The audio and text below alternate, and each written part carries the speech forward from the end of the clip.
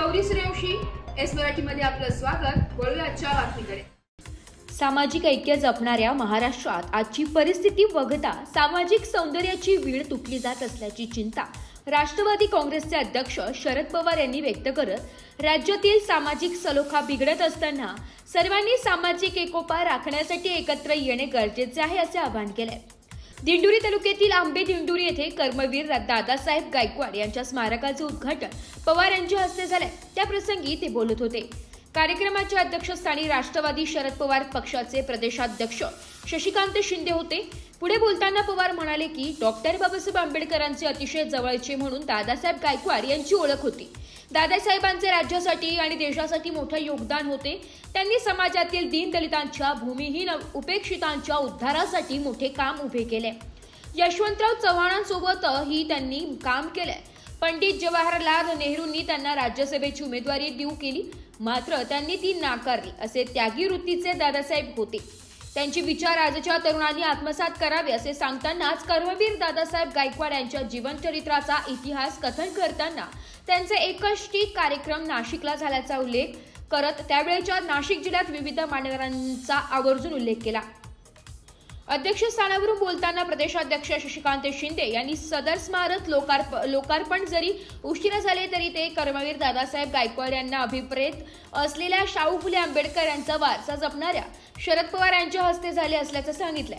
प्रास्ताविक राष्ट्रवादी शरद पवार गटाचे जिल्हाध्यक्ष दत्तात्रय पाटील यांनी केले। यावेळी खासदार भास्कर बगरे, निलेश लंके, आमदार शशिकांत शिंदे, कादवाचे चेअरमॅन श्रीराम शेट्टे, शिवसेना ठाकरे गटाचे संपर्क प्रमुख जयंत दिंडे, दादासाहेब गायकवाड यांचे पणतू सागर गायकवाड, आनंदराव गायकवाड यांची भाषणे झाली। आभार श्याम हिरे यांनी मानले।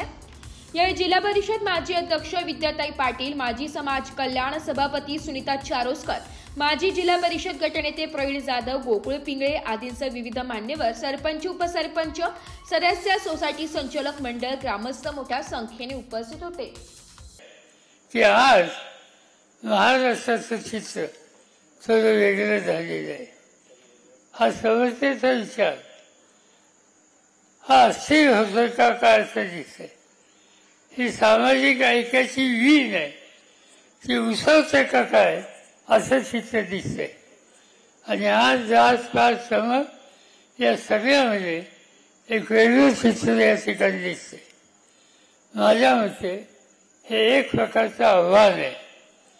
काय वस्तूची किंमत द्यायची असेल तर किंमत देऊ, पण महाराष्ट्र एकसंघ कसा आहे, महाराष्ट्राच्या सगळ्या जाती धर्माच्या लोकांना एकत्र कसं ठेवता येईल आणि महाराष्ट्राचा लौकिक जो चव्हाण साहेबांनी, जो दादासाहेब गायकवाड यांच्यासारख्या अनेकांनी।